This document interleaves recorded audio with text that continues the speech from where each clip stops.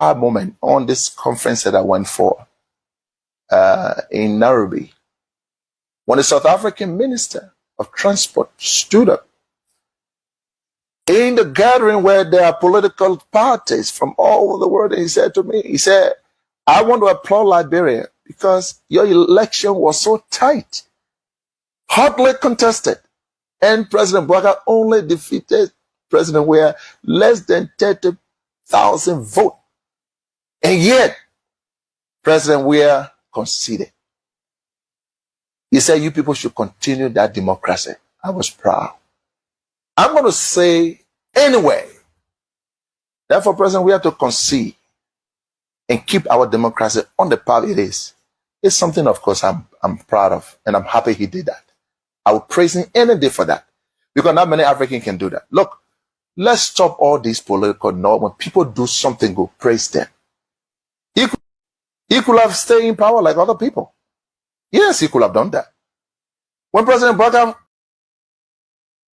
our country, and you come to see your people displaced, it was a good thing to see. Some of us lost our parents, we lost our friends. So it's not a good thing. I think the only way you can sustain a country, you can develop a country, is to sustain the peace. To sustain our people, we have to maintain the peace. We have to work together to develop the country. We have to maintain the peace. We have to be stable. Despite our political differences, Liberia is what we have. This is our country. We ran before. We cannot keep running. Sometimes people that even die for us, for our freedom, may not be prepared again to come back. So we need to do everything to make sure that we guard our country, and fight our cause, through dialogue, through bringing ideas, that can develop this country. Yeah, and because you lived through those horrific times, Mr. President, you lived it, and I was here and I covered this country endlessly. What do you tell other Africans who take peace and freedom for granted? What do you tell them? Well, as I said to the United Nations, we have to be peaceful. This is why we're trying to maintain the peace. And we have to do that. Because without peace, our world will be difficult. And we know that. I'm a Liberian. I know what we went through, even though we're now part of what in the battle itself. But we're battling a lot of things. Have you ever imagined during Liberian Civil War, when I go to the field to play, what runs in my mind? Will I perform good? Yeah, sometimes I perform bad, simply because of my mind was somewhere else. And also, a war is a destruction. So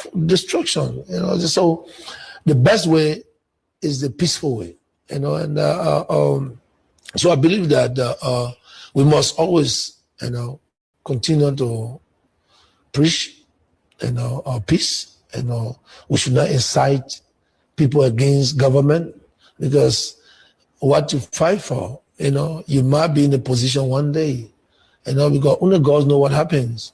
Those that are inciting people against government, tomorrow they will be here. The same thing could happen. But I think whatever happens, we must make sure that we promote peace and unity amongst our people. Yeah. And this is why my government is, we're talking about a forum, to dialogue, economic forum. So those politicians can come at the table now and bring their ideas how to grow our economy.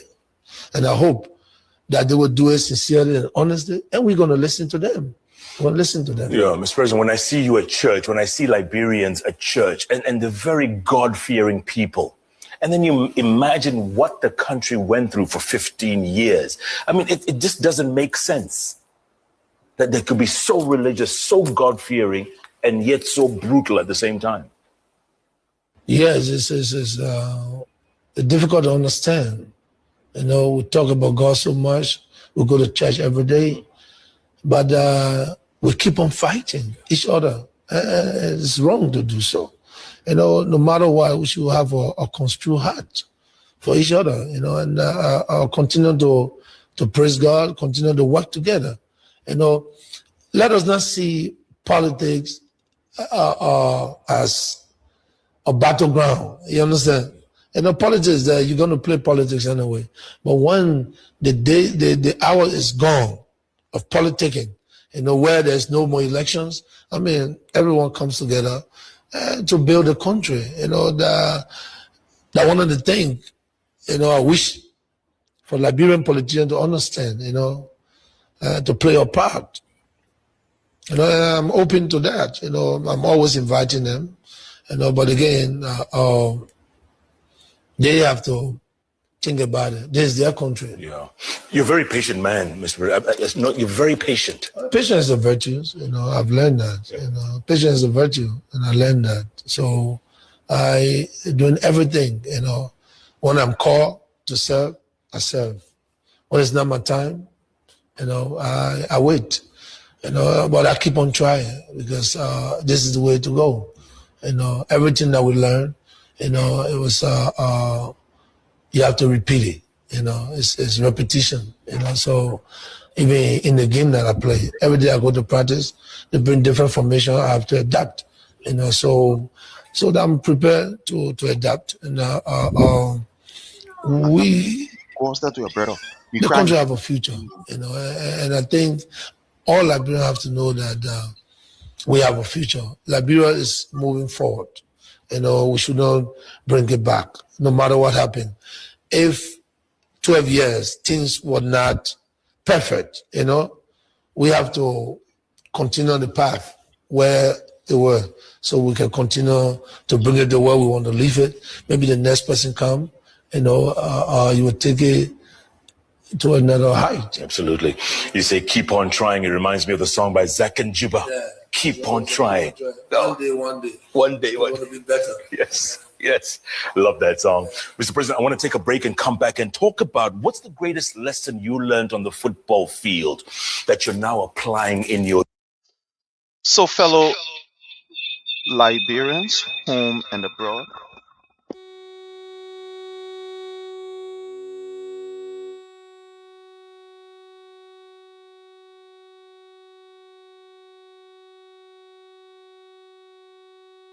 Okay.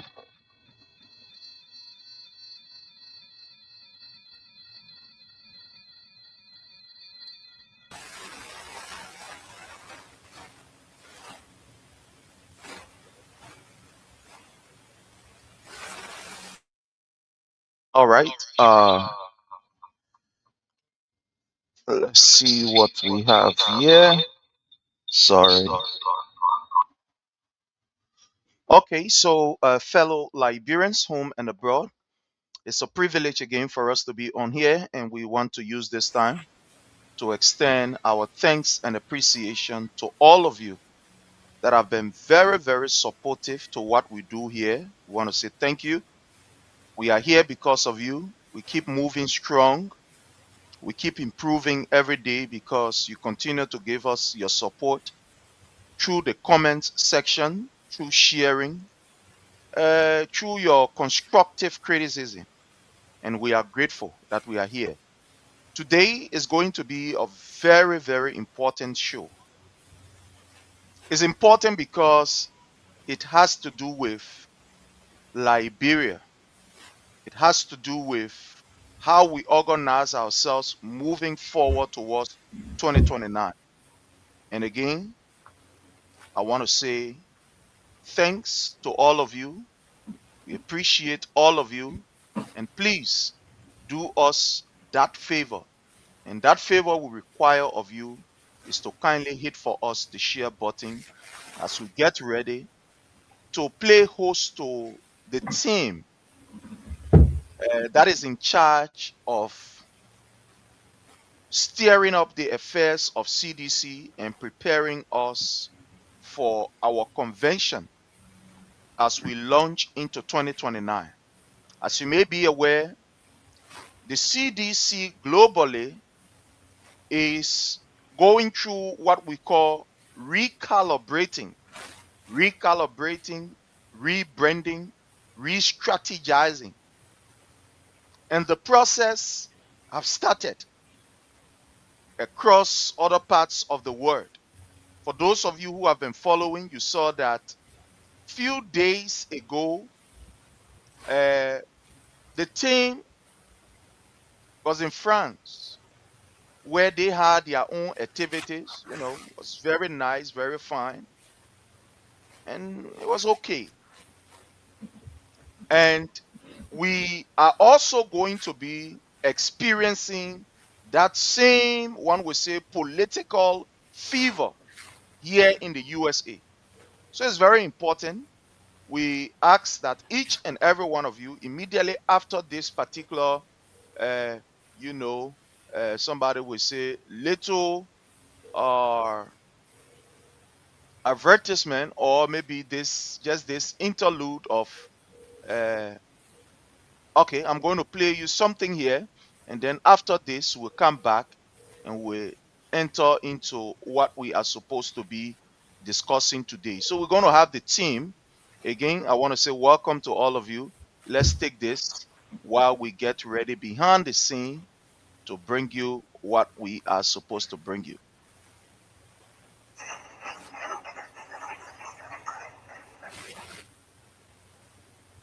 What troubles me is to hear a sitting vice president, Joseph Baka, and his men trying to tear our country apart. We are a post-conflict nation. Our peace is fragile. What we need to do is to reconcile and bring our people together. Not to separate us, not to divide us, not to destroy this country anymore. Joe used to be my friend. He too might have been in front of Brumsky when I came home.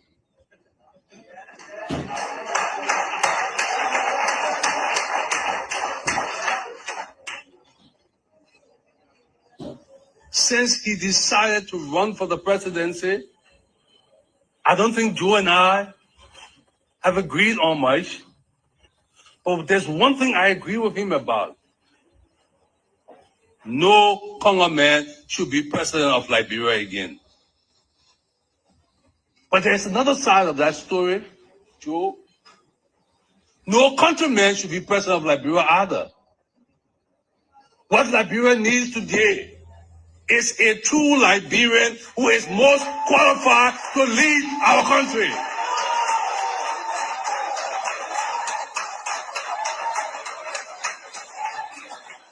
It doesn't matter whether you are Kru or Grebo, whether you're Madingo or Kwan, whether you're Basso or Pele or Gio or Mano. If you are Liberian and you are qualified to lead the country, it is time that you step forward and lead.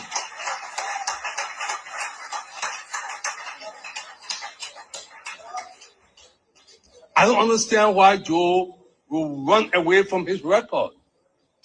He's been vice president for 12 years, Joe. I want to take the night to challenge you. Come out. You and those fellas you got supporting you. Let's put our record forward. Let's put our vision forward and stop this bullshit about who Congo and who country.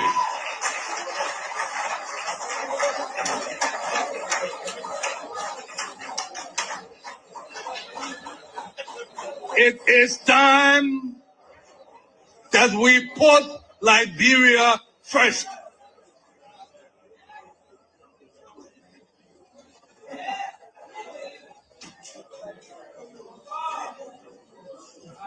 I heard President Sirleaf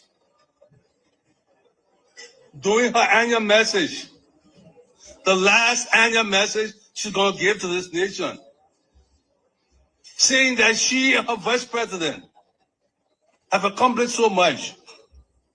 Two things they've been unable to accomplish or to handle: corruption and reconciliation. Now I can appreciate why Ellen Johnson Sirleaf could not reconcile this country. She has been working for years with a man who's trying to tear our country apart. So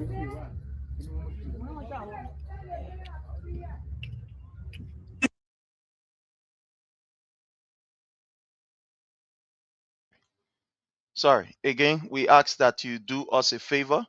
And that favor that we ask you to do us is to kindly hit for us uh, the share button.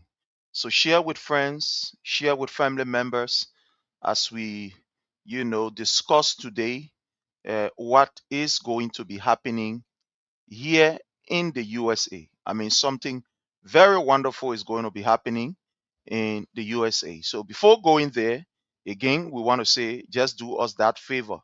And the favor that we require of you is to see how best you can be able to, hit for us the share button. So all of the information that you need relative to, the CDC USA, where we are going, where we're coming from, etc., will be provided today. And those of you who have questions to ask, get ready. You are going to have the opportunity to ask your questions to the team that will be here. So get ready. We will give you the opportunity in order for you to be able to ask your question. So again, we want to say welcome to all of you. Today, fellow Liberians home and abroad, we are privileged to be here with the team. We are grateful that we are here with the team that is responsible for organizing, for one would say recalibrating, re-strategizing, and putting the CDC USA together as we launch forward into 2029. We are grateful to have with us our own mother, Madam Pale Orito Reto. Madam To, welcome under the Palava Hall again. Welcome, Mama. Kindly unmute yourself, please.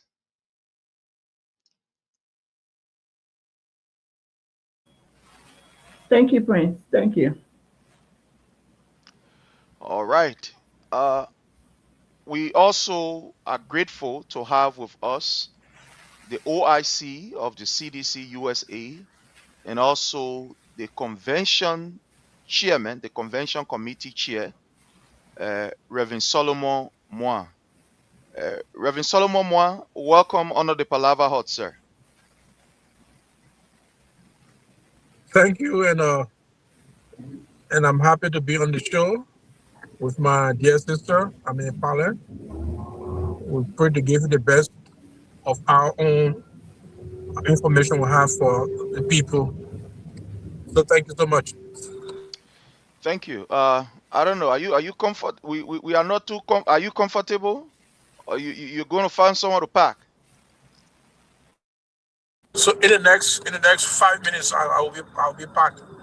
Okay, yeah, please. Yeah. All right. So again, we want to say welcome to all. Welcome to all. Just do us that favor. Hit for us the share button. Share with friends. Share with family members, and let's have a very, very, very wonderful time. So let's do this while we try to. Let's do this. Let's bring this out here for you. And then let me see what we have here. Okay. So we're just trying to bring a kind of stuff here that will be playing while Reverend get himself situated in the next 1, 2, 3, or 5 minutes. So we just want to play you something here while this is playing.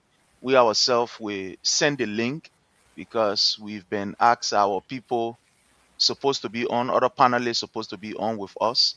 So while we get this done, then we're going to let me see, send the link to our people.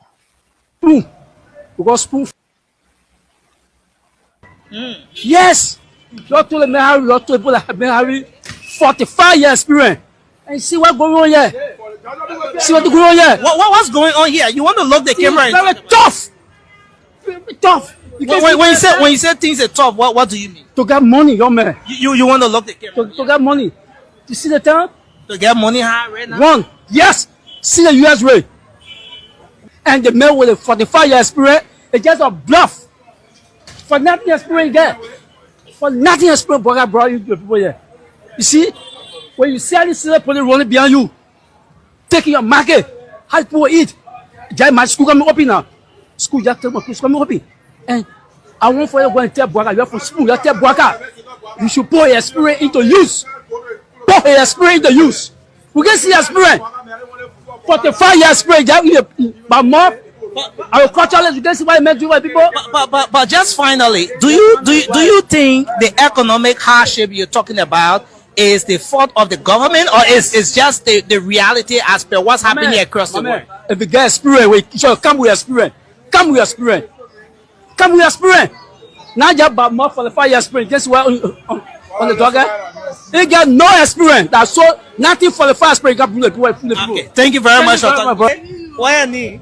My name is Favor. Okay, Favor. Okay, so what you will say to your government?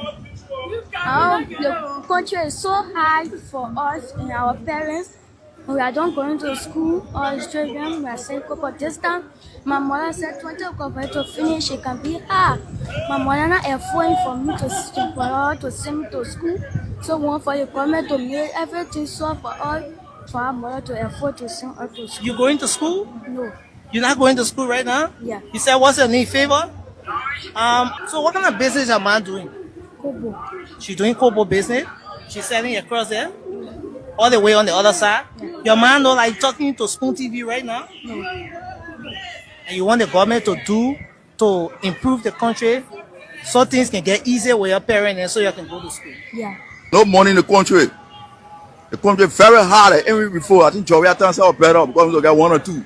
But so many new people getting power, the speaker shit, we are having 2 speakers, the artificial speaker and the real speaker. The real speaker just resign. But they put in our parliament, they get law for the country. They just seeking a set interest on the ways on the committee, so they forget about the country. They do all type of stuff. Spoil the country image abroad. Can you imagine? You look at the capital building, catch your fire burning. What the men and they're fighting about. Don't see what but why do you think things are hard in the country? What do you think is responsible for the harsh economic situation? Is it the fault of the government, or is it the other aspect that has to do with the fact that hardship will always be around? No, the government, for me, what I notice, the government not having contact. Contact? Yeah, the president, because if you look at the president cried up on University of Labrador or PSC, he got nobody outside that you know. He said as a problem, he never exposed himself because he's a man, he's very savage. He never show himself to people. But for me, what I noticed, the president attended LU and got PSC degree, so he had no connection outside. One of the meeting. Then, you think that's the reason why there's an economic hardship in the country? And the justice system in the country not fair. So no one can look at living money and bring in abroad and invest because abroad law is very fragile. They don't respect the law. When it comes to the business, things are not really improving because the economic system is very high. Money is not coming in. Okay. People are not doing business that before. Okay. Yeah. People not doing business that before. Yeah. So money not coming in. Yeah, money not coming in. Okay, let's talk about the exchange rate, for example. What's the exchange rate right now? The exchange rate gone to 200. 200? Yeah. When was the last time you changed money for 200? Yeah, quite recently, like day before yesterday, I changed money for 200. How is business with you? Business is difficult right now. Business is difficult? Yeah. What do you think is responsible for this? Do you think it's the fault of the government, or you think it's just... All right, so fellow Liberians home and abroad, want to say welcome back and thank you so very kindly that you are here with us, and thank you for your patience. Again, we're going to be having the team today that is in charge of the CDC USA, and we are grateful to have with us again fellow Liberians, Madam Orito Palette Reto, and we have the ORC of CDC USA, Reverend Solomon Moa. So again, want to say welcome to the both of you. Welcome. Thank you, Frank. Thank you so much, right, Frank. so we want to start quickly And I'm sorry for the time. It's because we try to get our people on. We try to send it, technology sometimes has a way of doing what it's supposed to do. But let's start from Reverend Moore. Reverend Moore, please tell us uh, how did we reach to this particular stage? I mean, a stage of convention where your committee is charged with the responsibility of steering the affairs of CDC USA as we, head towards our convention. How did this happen? Is it that, one Sunday morning we just woke up and then we saw Reverend Moore, uh, becoming the head of the convention committee or the ORC? How? Just drill us through. How did this happen? So, thank you once more for being a part of this show, and to our audience and viewers, we say thank you. CDC USA is an extension of CDC Liberia, the political party in Liberia, and as an extension, we serve to be the financial arm, the lobbying arm, and all of it to help support the work of the political institution in Liberia to ensure that it leads and guides the nation in empowering people to have a better life. So this extension has in it constitution that the mother body, which is CDC, becomes the umbrella for all of its main diaspora organizations. For us, we are CDC US, they got CDC Europe, they got CDC Australia and other areas, but we in the borders of the United States and our friend Canada, we are all in the CDC USA. And some time ago, there was a convention called by the outgoing leadership of CDC USA under the able guardian of Constant Dopo. And after that convention, there were lots of dissatisfaction as it relates to others who did not attend the convention, who saw the color of the convention to be more or less, not guided with constitutional, provision and the rest of it. So CDC Liberia, which is the mother organization, because it is enshrined in our constitution in Article 18, Section 5, that in terms of conflict, CDC USA come in and provide the guardians of the organization for the organization. So they came in, they set up a mediation committee that will go into mediating and bring a resolution to the conflict as it relates to the convention in Iowa. And in Iowa, the convention was held, people had elections, and people were elected. Other groups on the other side said no, the convention did not meet the requirement of the Constitution, and so the crowd. So this mediation committee was to work with all of those who had concerns and those who went to Iowa. The committee was headed by Professor Wilson Tapper, and they had close to about 15 members. They went through 3 months of engagement with all sides in the USA. And after that, they came up with a report recommending the formation of an interim administration that will lead CDC into a convention for 12 months. And this proposal was accepted by the national body, and they called all those who were concerned in the USA to a meeting, and they all accepted the process, and they formed the interim administration. And the interim administration being formed was given a mandate of 12 months, and at the end of the 12 months to hold a convention where election will be held for officers of the CDC USA. Now there was a part in this mandate to the interim body that if you agree to serve on the interim body, you won't be eligible for election. that you'll be organizing. So those who wanted to be a part of the interim body accepted that requirement. Those who felt that they had interest in running, they said, no, we don't want to be part of this interim body because we won't run. So yes, the interim body started, they were inducted into office last May. So they had up to this May to have had convention plan for the end of the 12 months. So after they went 6 months into their leadership, the national body called them and said, look, I mean, what's your plan for convention? We have reached half mark of your operation. What do you plan for convention and the rest of it? And for some reason, there was not a collaboration between the two. So the national body said, but it's sensitive, so let's set up a convention committee because your mandate is 12 months. We want to ensure that this convention committee is set up to hold convention that will bring everybody together. So there was some dissatisfaction in the process that, I mean, there was intervention from the national body, setting up a convention committee while we had the CDC-USA interim body on the ground. The CDC national body said, look, we call you and ask you, but you didn't give us any response as it relates to this. And you said that you don't want to work within a 12-month mandate. You established a different mandate of 18 months for yourself, which is not part of what we gave you. So to fast forward, this committee was set up. It brought some dissatisfaction in terms of those who are working as the interim body, felt that, I mean, they don't want to work within the mandate of the 12 months. I mean, whatever it is. So there was some action taken by the national body to create calm.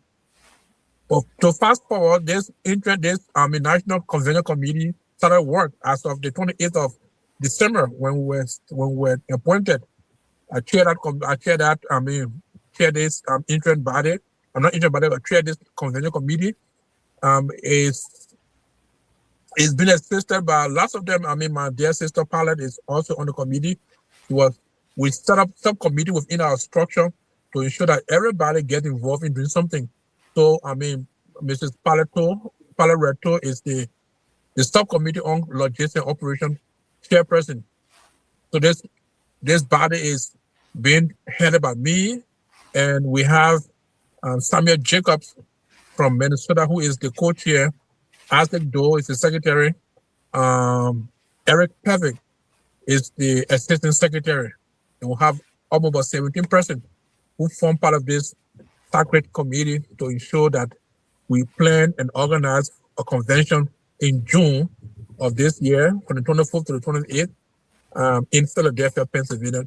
And from the 28th of December, we started to work, and we are working assiduously.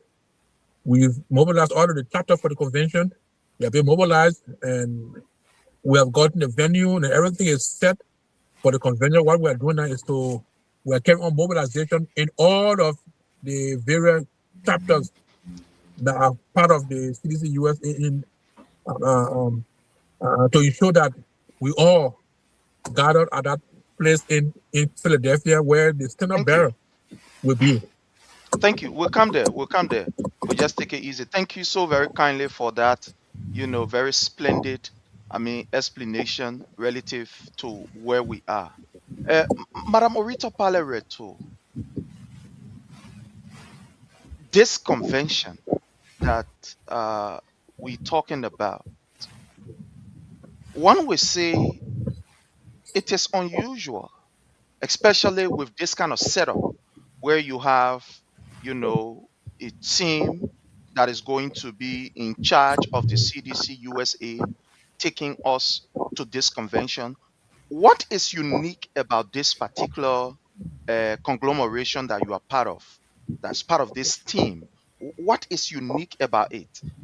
What is different that has not happened in the past that it is happening? Tell us, how unique is this? Is this unusual? Is this something that, is usual? What is going on? Tell us, please. Well, thank you again, Prince, for having us. If you ask what is unique about this, I know I haven't been with CDC for a long time, CDC in USA. I think I came in during Madam Constantinople time. And I also, did some background research. So if you ask me what is unique about this, is that I don't think in the history y'all have had CDC USA have had uh, the CDC Global for them to mandate to have a mandate CDC for CDC USA to be mandated to the point where they create officers in charge to be able to appoint people, officers, and to have committees to be able to be in charge of the CDC USA. So number one, I think that is a unique aspect of it. And also the uniqueness of it here is if you look on those that were appointed, most of us, I would say 90% of us, we are all professionals that were appointed for this course. What is unique about it is that we are doing our very best to make sure that we include everybody and we are following the guidelines of CDC Global. We are not just doing things on our own. So the uniqueness of it is we are following the directive from Global. The uniqueness of it is we are following the instructions. The uniqueness of it is we are making sure that everybody is inclusive. The uniqueness of it is we want to make sure we are being fair on all sides. And that's what we are doing. And we are making sure that we reach everybody. So I would say that's the uniqueness of it, except, very Thank one you. thing. Thank you so much. One would ask, this committee that have been set up, I mean, to steer the affairs of CDC USA, taking the CDC USA to convention and etc., etc.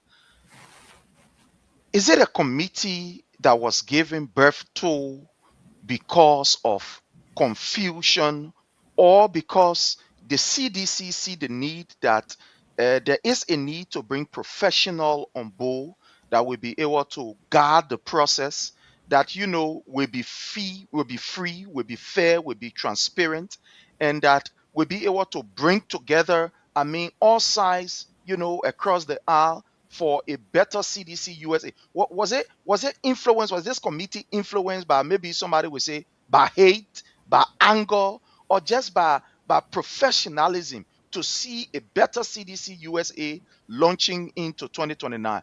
How do you respond to that, man? I think I would say it's both because this committee was birthed due to confusion, I would say, due to confusion at first. So when a committee was birthed by Professor Tapper, it was due to the fact that there was a confusion.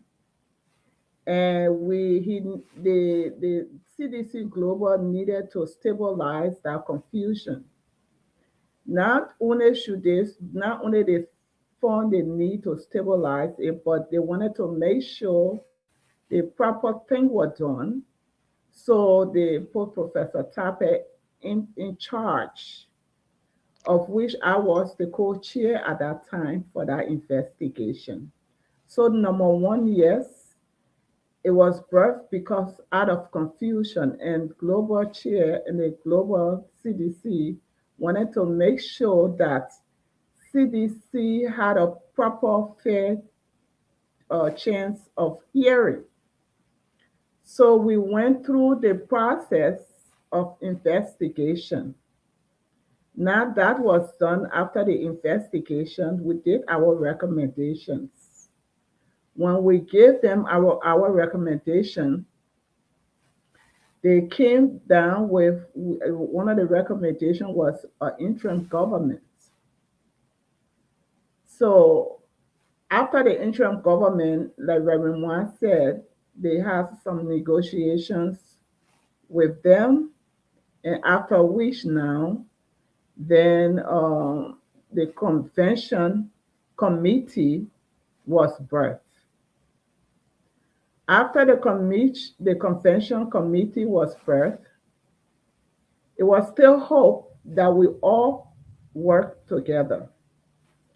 But the interim government and global CDC, they still were not, coming together. Either there was some discrepancy in the communication, however it may be, and the CDC Global thought it wise to suspend some of the interim government.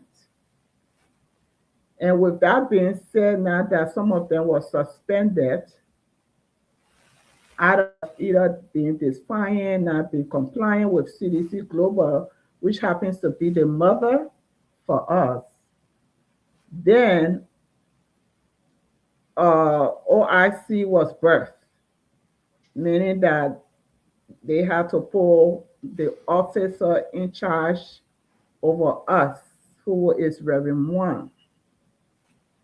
So Reverend Moore now have to play the twin father role.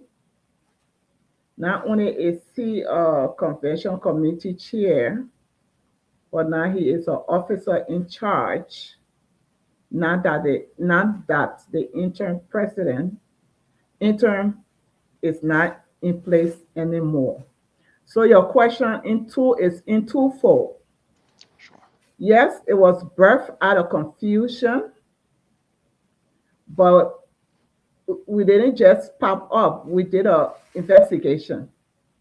And out of that investigation, which Professor Tapper was the chair and I was the co-chair for that, after the investigation, then our conclusion was there needed to be an interim government. Thank you. Yeah. Thank you so much, Madam To.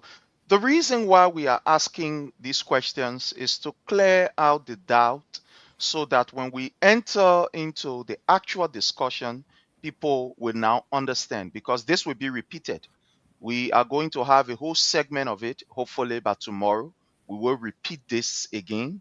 And as I speak, our sister media in Liberia, Metro Media, is also carrying this live on all of our platforms, on about 14 platforms that they have in Liberia.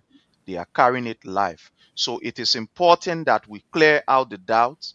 That's the reason why we are asking all of these questions. So we are playing the role of the audience, in the mind of the audience, what they are thinking, how did we reach here, and etc. And I want to thank you and also thank Reverend Moore for that, explicit explanation relative to where we are now. So people will understand and appreciate as we enter into the one we say the meat, the crust of our discussion, so they will know where we're coming from. So again, I want to say thank you for the answers that you've given so far.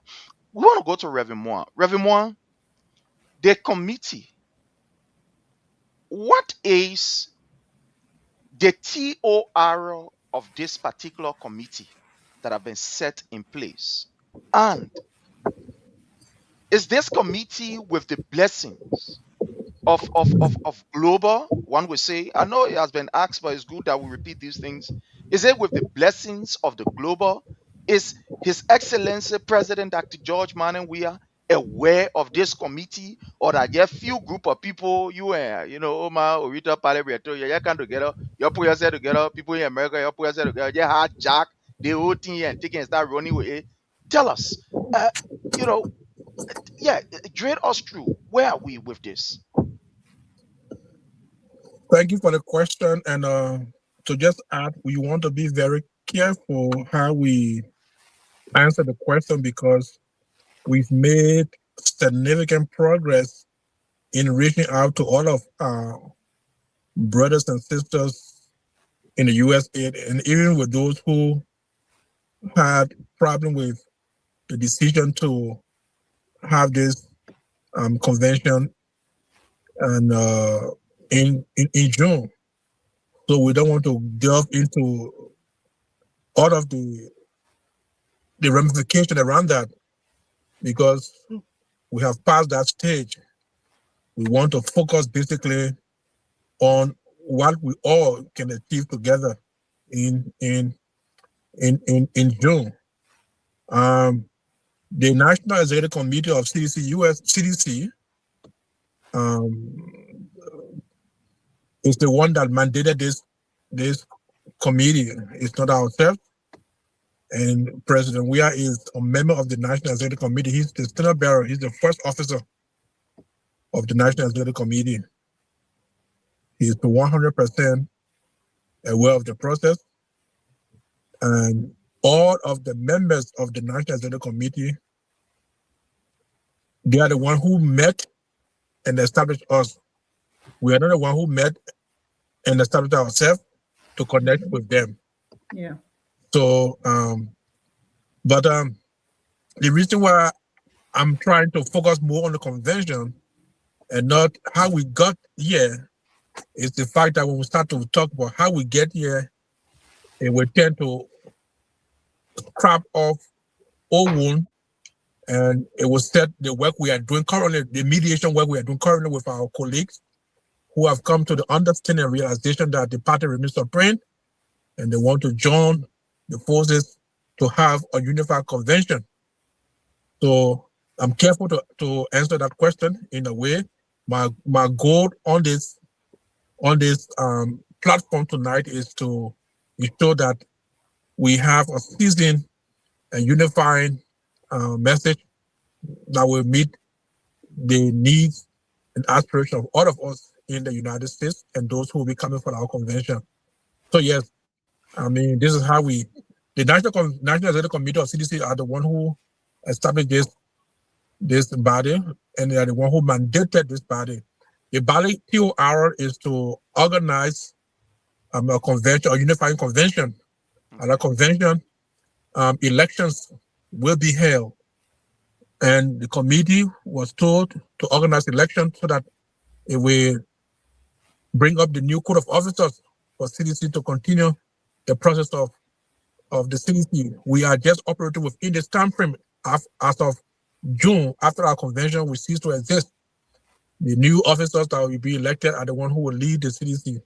So our job is to bring this new code of officers into existence through an electoral process. They also will be also having a diaspora, policy forum that will bring together civil society actors, civil rights leaders, community-based organization heads, and other folks. Folks coming from Liberia will be a part of this diaspora policy forum to engage and see how best the diaspora can be an active force in ensuring that democracy works in Liberia. So besides that, they said to us that the political leader, His Excellency Dr. Weah, will be at the convention. So we need to ensure that the convention is massively attended to give that one embrace. And the night of our convention ball, we'll be honoring President Weah for his outstanding democratic leadership and his commitment to peace. So yes, the Honorable President will be at the convention. Even the national chairman of CDC, Anthony Janga Ko, and some code of officers from Liberia will be coming for the convention. So the convention is not just us; it's bigger than our state. Thank you so much, Madam To. What is the requirement? Somebody listening right now will say, "Well, we want to form part of this particular convention. We want to be part of it. What are those requirements as far as attending the convention is concerned?" So the requirements is, first of all, for chapter leaders to pay their chapter dues, for delegates to pay their delegate fees, so that way they will be qualified to vote on that day.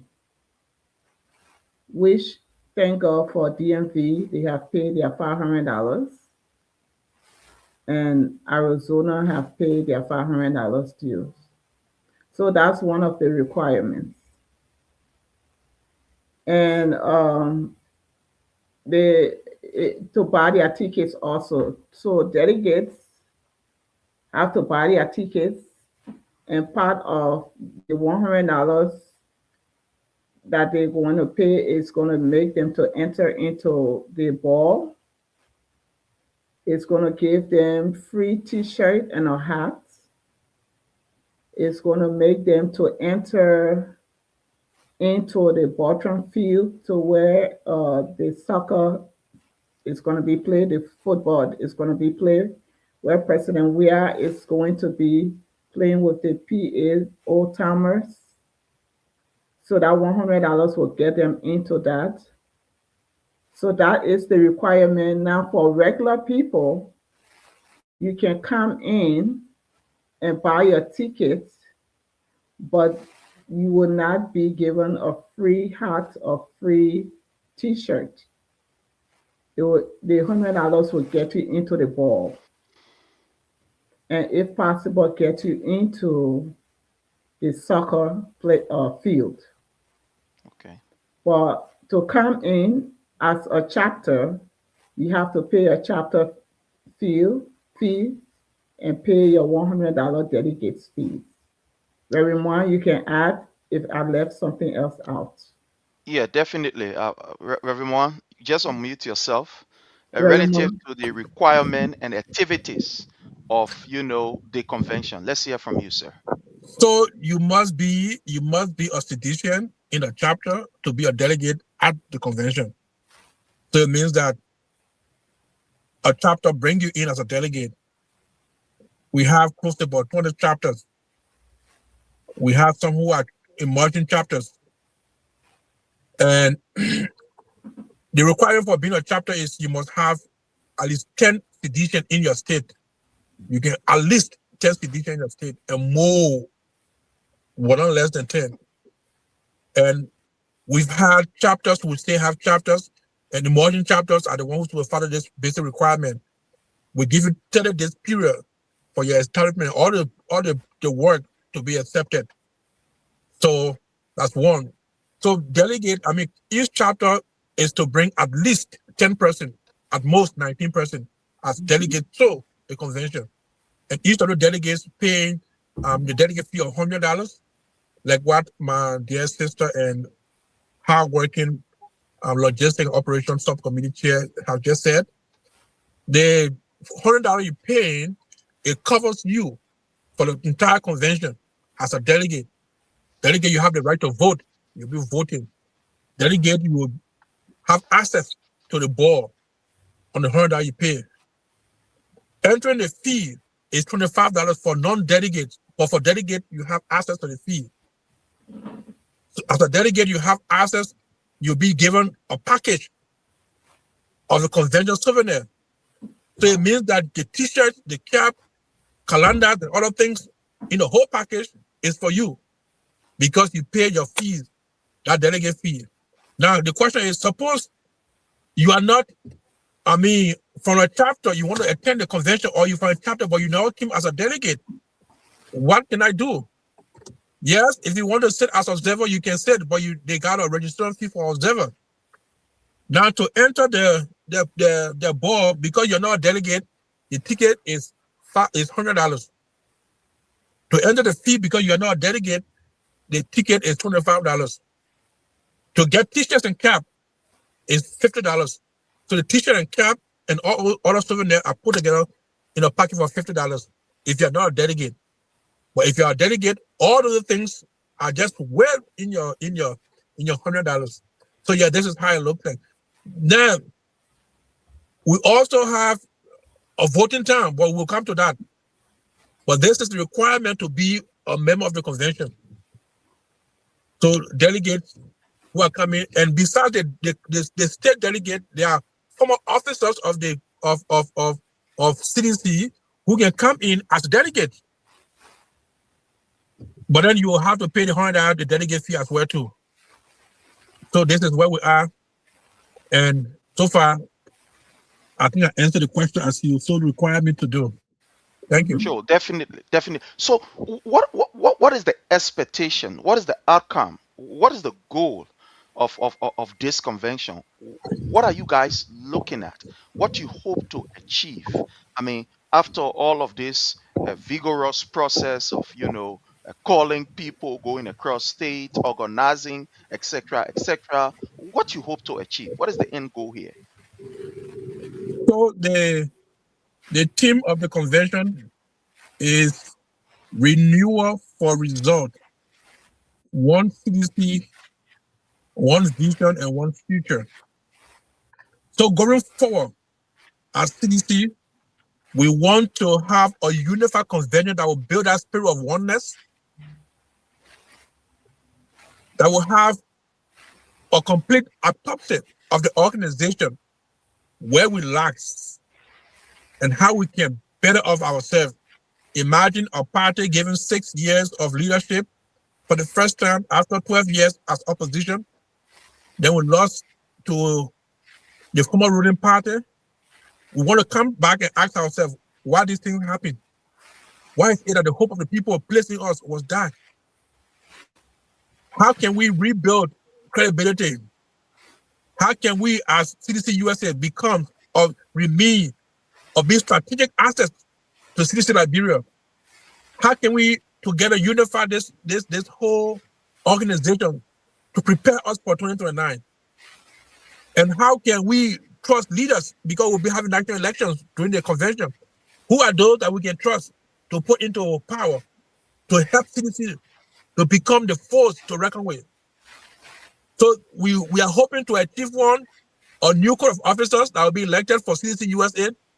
We are hoping to have a unified body, one CDC, after this convention. We are hoping to have the diaspora engagement that will bring together, not just CDCians, but other people from other parties. We can carve a document of collaboration that will become a voice, an active participant in a democratic process in our country. We no more want to sit as spectators and allow the people of Liberia to go through suffering and be termed as dogs that are barking. No, we don't want to see it happening. We don't want to sit and so our president take his nephew and make him election commissioner chairperson, election commission chairperson. Then we sit and because we know that these things bring about war. So we want to at least control the narrative in the diaspora, make sure that we can advocate for the people in Liberia through our national party, so that the things that are supposed to work as government for them through the government can work. If they can't work, we replace this government with people who can do it. They do it for the people. So yes, this convention is the kickstart of the momentum for 2029. Being unified, bringing all our people together to be unified, to form a body that will have code of officers who will lead this strong officer who will lead this institution and become the strong asset to our folks in Liberia. So thank you. Thank you so very kindly. Yeah, I'm Orito Reto. Do you care to weigh in on it? Well, yeah, the objective of this convention, like you rightly said, our main goal here also too is towards 2029. So we need to do things differently. We need to rebirth. And how do we rebirth? We need to do things, be inclusive. Bring people on board that are disenchanted. Bring people on board that are in the back that have been gone unnoticed. We want to bring everybody on board so everybody can be part of CDC. So when we go towards 2029, everybody can be inclusive. It takes all of us to make us to be able to win. And also this will help for us to be able to work together as a team so that way we can own Liberia and not be a spectator in Liberia. And we can only do that if we work together as a team. Thank you so very kindly. Reverend Moore, you talk about the policy forum of this particular convention. I know we have been having conventions here, but this seems very, very, somebody would say, lofty, where you will be having, a policy forum. What is unique about this policy forum? What are those things that are going to be discussed in the policy forum? Who are those we are expecting to grace this particular policy forum? Can you please, run us through that? So thank you again. It is the first time. I don't know whether other political parties have done that, but to have a convention where you invite opposition political parties to sit down, like in the diaspora, we sit together. Let's discuss Liberia. Let's discuss how we can improve the health care system in Liberia, and how you and us can work together to ensure that these things are done. So we have folks from Liberia who will be joining us.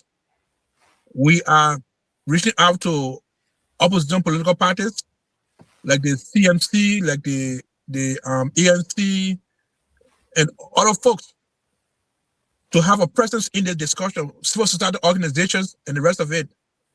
Let's sit down, let's have this engagement. And what is worth noting is the fact that even the chairman of CDC will be here for this engagement. There's a committee set up for organizing this engagement, and they are working 24 hours around the clock. And my dear sister Elizabeth, Dr. Elizabeth Kamara, is the one who head the secretary of this committee. So it's our anticipation that we'll bring everybody together, except for the ruling party who want to stay with us. But all other parties in Liberia besides the ruling party, if you support the ruling party, you don't want to say, well, no problem. But let's bring them together. All the countries, association in the United States, the ULA, the civil society organization, they all have the seat at this policy forum. We want to serve as an alternative, a proper alternative that will show national unity. Even as opposition, we can still strive to bring all our people together, and we can have a seat to discuss issues about Liberia. There is something that is weakening of the current government. They don't even invite opposition into a space. They tell me opposition as dogs that are barking and all. They're so hateful of opposition. But we don't want to do that. We have set this precedent before. When our president came into power, he was the first one that went to Joseph Barker's house as a statement. He showed example. He had meetings of opposition leaders in ways we can move Liberia forward. Or they came to the table. So we want to continue the same process, even in opposition, to bring our friends and brothers together from a different political party. Let's think Liberia. Let's develop a strategy, a policy that will guide us in our collaboration to ensure that we can hold government accountable. We can do the right thing for our people. Let our people, once again, have the hope that people hearing them, people are willing to fight for them, and people are willing to ensure that the right things are done for their own survival. So this forum look at all of those aspects. So before Madam Palereto comes in, from what I'm hearing from you with this convention, it seems as if this convention, in the diaspora, wants to lead the way, especially here in the US, wants to lead the way for an expansion of the collaboration. One would say, you are going across because you talk about inviting other political parties that are part of the opposition. You talk about the CMC, you talk about the ANC, you talk about, other opposition political parties. So is that what you are looking at? Is that what we are seeing, that this particular convention wants to establish a forum where, the opposition political party or the collaboration can be expanded? Can you please respond to that, sir? Yeah, definitely. And so we believe that Liberia is a small space that when we work together as one people, we can achieve much. Why would we as opposition be speaking on the same thing and nothing seems to be changing? What's the problem? Why is it that the government will just look at us and just put some things on our head and we're just quiet? We're not speaking with one voice. We are asset to our democracy. If we start to be disassembled within our midst, breaking apart, the government will achieve much. They can break. Now, don't forget the government is in power. They have the money, the resources. They can feed other, weak political institutions to give them the numbers in terms of agreeing with what the government does. Well, it's not even good. But because they are pocketed with some money, they agree. We know what happened in the house. Money just go around, and some of our opposition, lawmakers who are there who always stand for the people, they fund the money. So if we as opposition form this collaboration of opposition and we become strong in our voice, it will also help our opposition lawmakers to be strong. At least when they look back, they see that people are defending them. Yeah. But if we are divided as opposition, it weakens those guys. The guys say, well, let me just go ahead because if I don't, nobody behind me. So this part of the front is enabling us to be more together to support our people who are in the house, so they will stay and know that people are behind them. There's one thing we want to achieve from this process here, because the government is using the cash violence to ensure that things are done. People say, oh, opposition lawmakers should be loyal to the party when the party said that. No! My people, if the party said that and the party is not strong, as a backbone for the people, the ruling government will carry them. So this is a forum for to ask all these questions, because lawmakers from Liberia will be attending the forum too. So yes, my brother, thank you so much for hearing me. Thank you.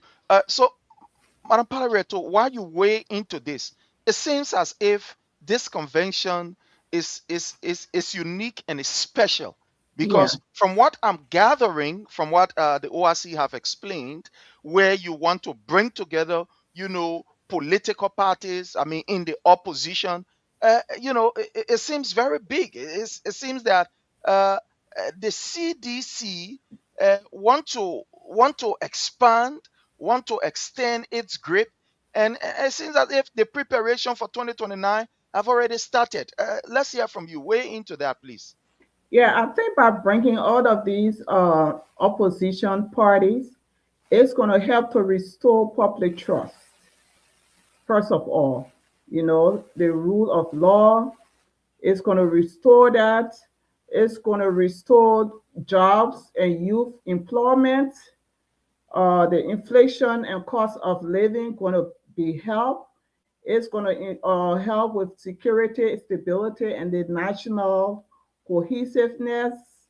It's also going to help with the youth, women, and rural inclusion in opposition politics, and the barriers to participation for youth and women in politics is going to help with that. It's going to help with a lot of things. Diaspora as strategic partners in governance, diaspora investment pathway. It's going to help with a lot of that. So I think with the opposition coming together, it's going to help. And if opposition, I really feel like if the opposition come together and speak in one voice, the ruling party will not have a reason to do things that they will not have no reason doing things that they have no business doing. breaking the laws anyhow. If the opposition come together and make one statement for the ruling party not to overlook the law, I think that would be effective.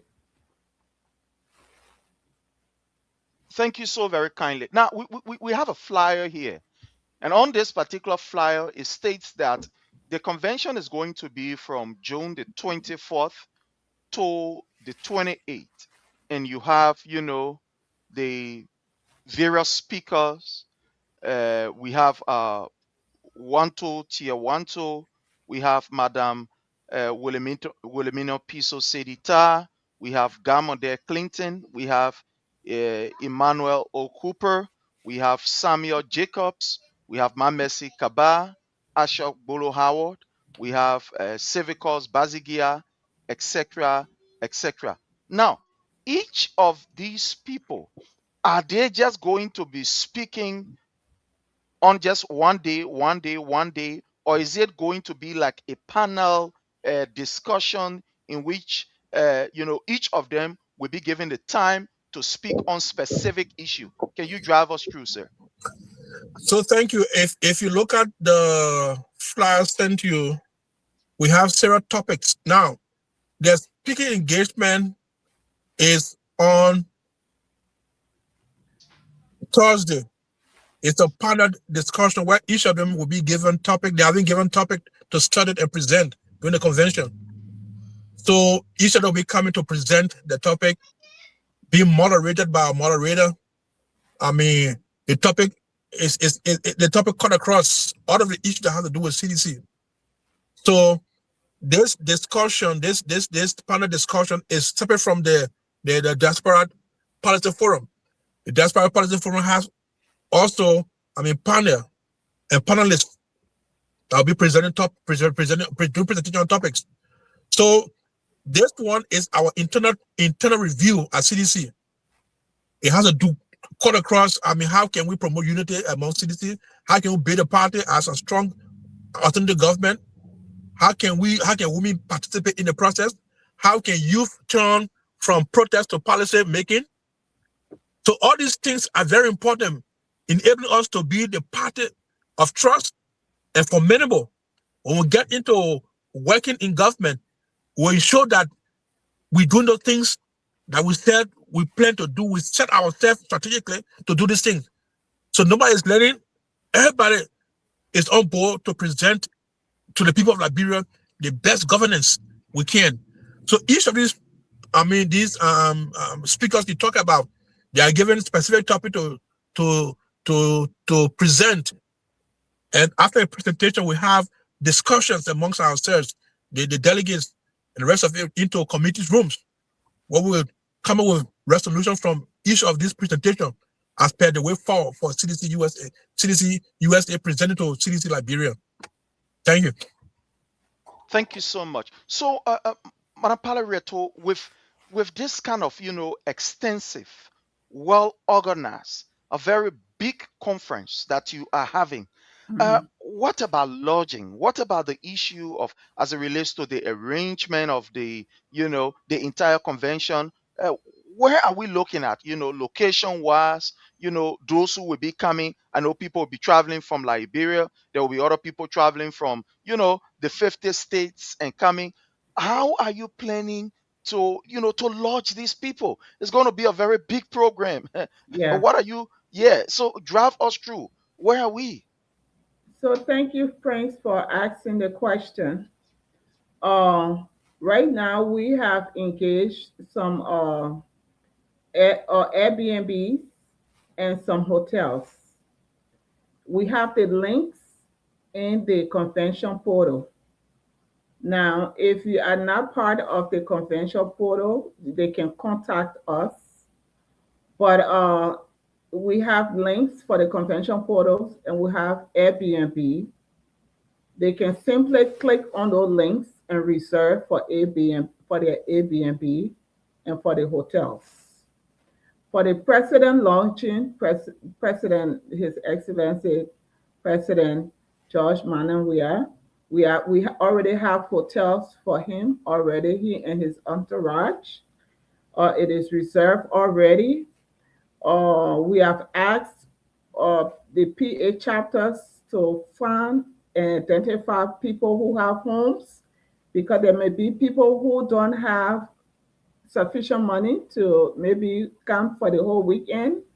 So it's first come, first serve.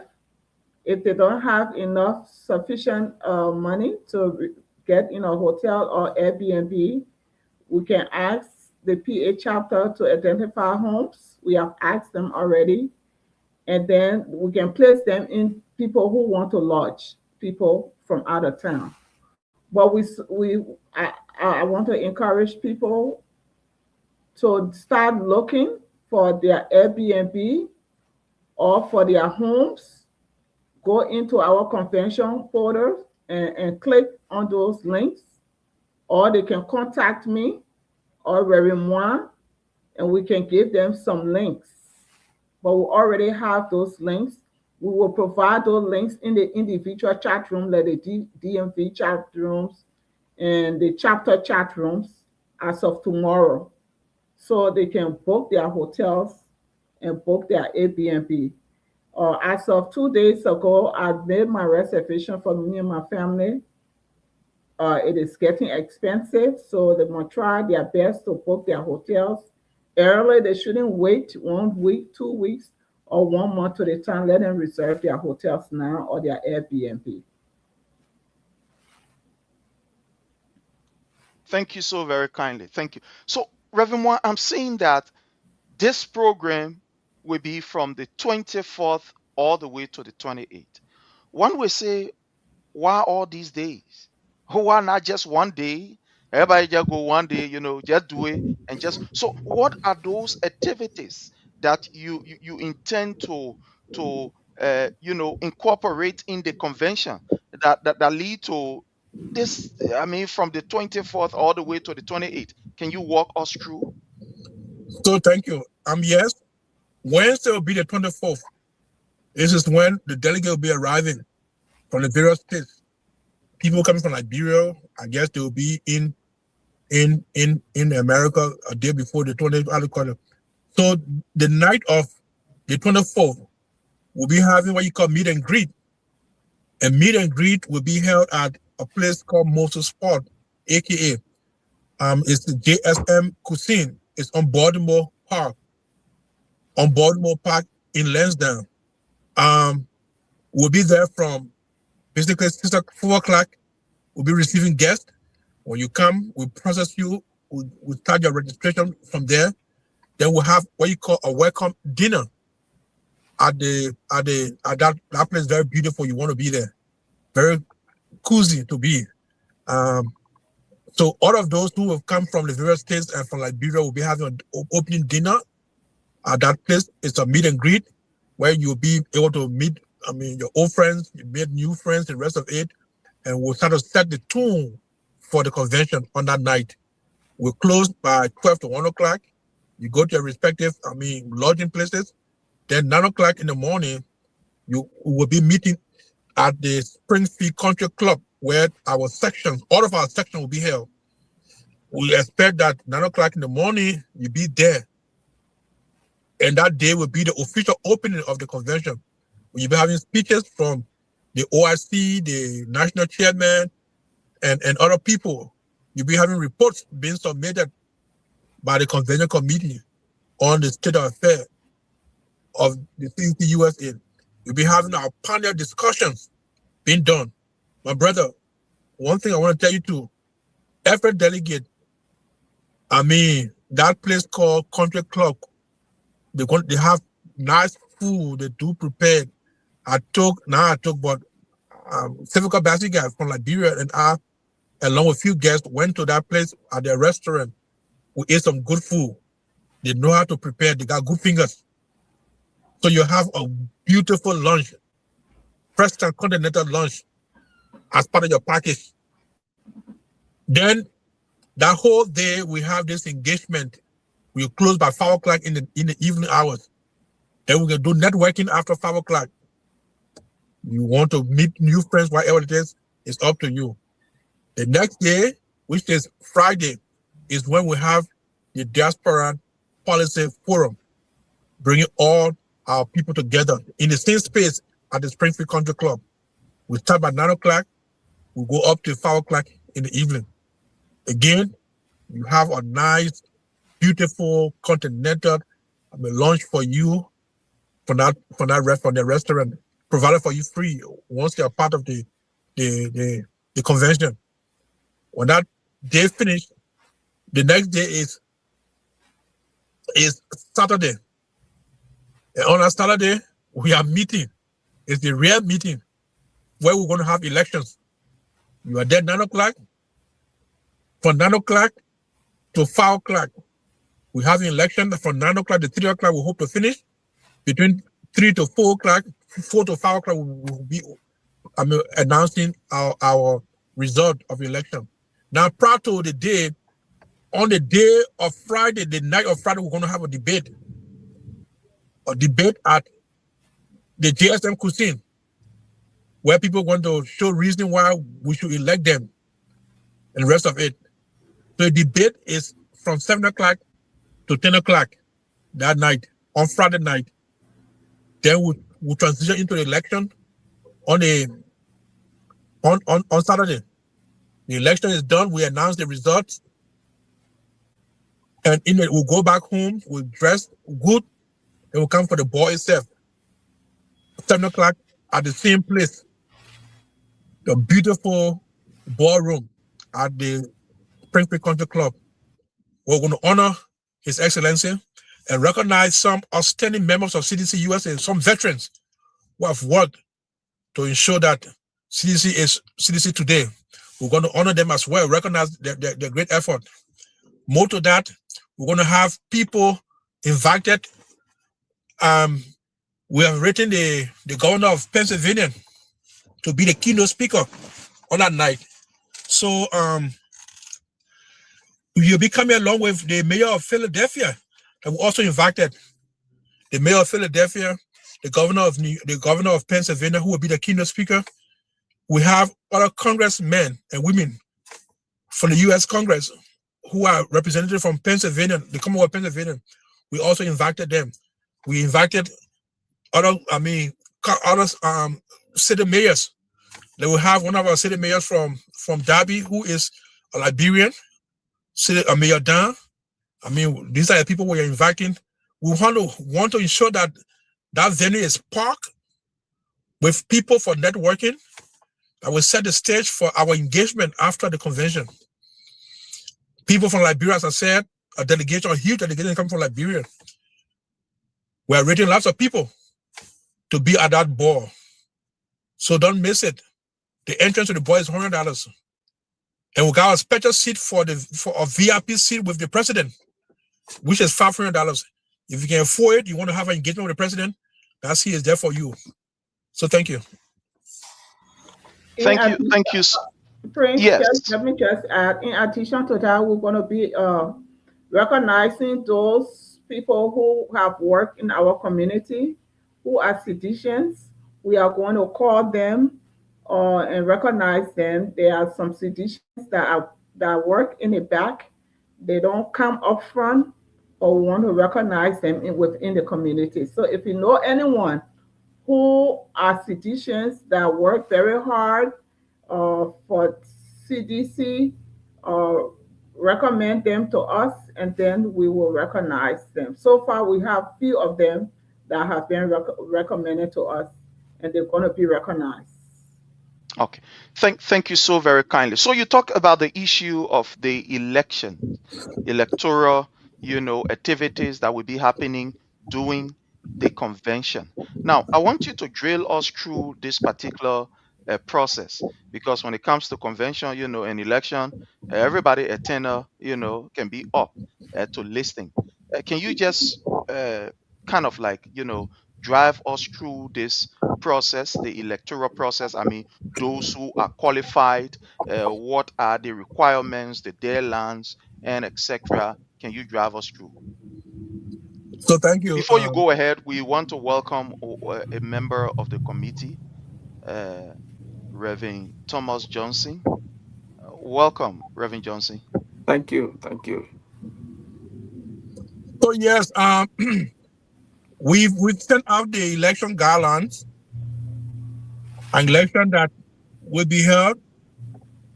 We've been mandated by the National Executive Committee to mirror the leadership of CDC USA according to the national leadership. So we have up to 28 positions that will be out for election. And as of the 2nd of April, nomination for those positions were open. It's up and now open. And by the 10th of May, they will be closed. So this window period, then 1 month window period is for you to be nominated for what position you want, you so desire. But what we have done is to ensure that you are from our chapter. You won't come from Mexico, you say you want to be president for CDC-USA.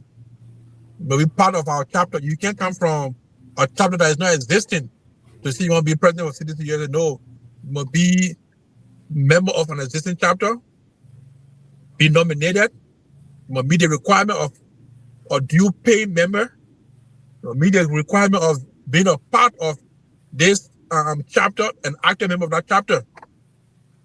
Then the chapter leader will sign on your nomination that you present to us.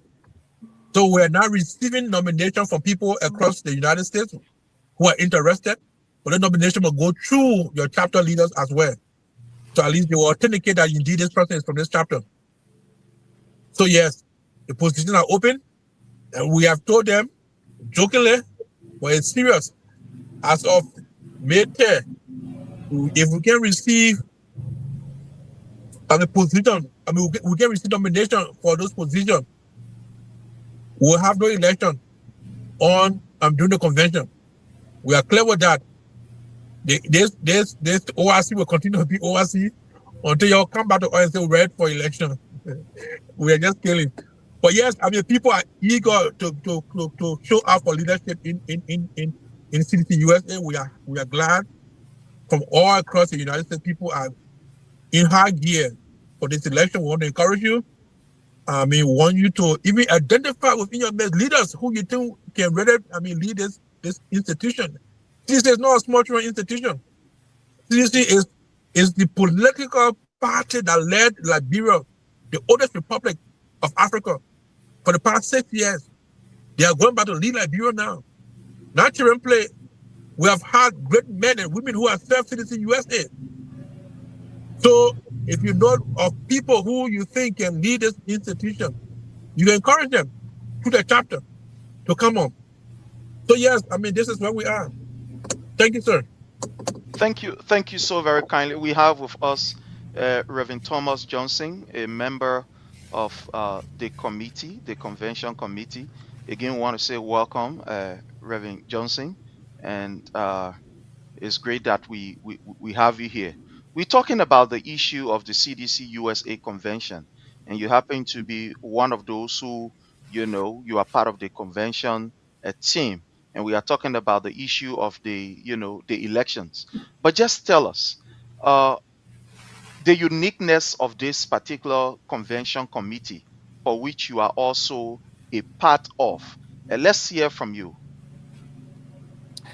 Well, thank you very much. And I'd like to acknowledge the leadership of the convention committee in the person of Reverend Moore and the immediate assistant. And thank you for the platform that you really are using to disseminate very relevant, important information beyond the convention issues. You are a very great influence in terms of disseminating information and engaging the Liberian diaspora as well as folks in Liberia. Yes, the CDC convention at this time is crucial, especially as we have experienced some little glitches and conflicts within United States, especially the CDC organization here in the United States.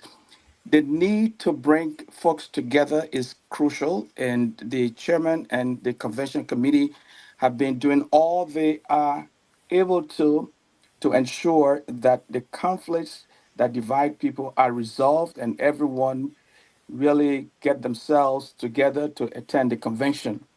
what we do at the convention will really move us forward towards our goal of participating in the pending Liberian elections 2029.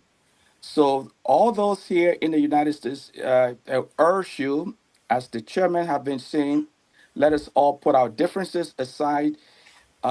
United, we are strong. Divided, we fall. So the big picture is let's come together and participate in selecting those persons that will ably be able to carry us in the future. Thank you so very kindly. Thank you so very kindly. So before we go to Madam Orito Pale Reto, I know that there are going to be a series of activities relative to the convention, like Reverend Moore, drill us through where the convention is going to officially kick off on Wednesday. That is the 24th, delegation registration going to go up, to Thursday, Friday, and you're going to have a panel discussion. I mean, where people will be speaking on various topics. And Reverend Moore earlier talked about, a kind of activities where you will have other opposition political parties. I mean, like the CMC, the ANC, and etc. Other opposition political party will be part of this convention to be discussing issues relative to the forward march of Liberia and how all of us can, come together to see how best we can formulate a very strong opposition that will be in the interest, of the Liberian people, that we can collectively come together to begin to discuss issue.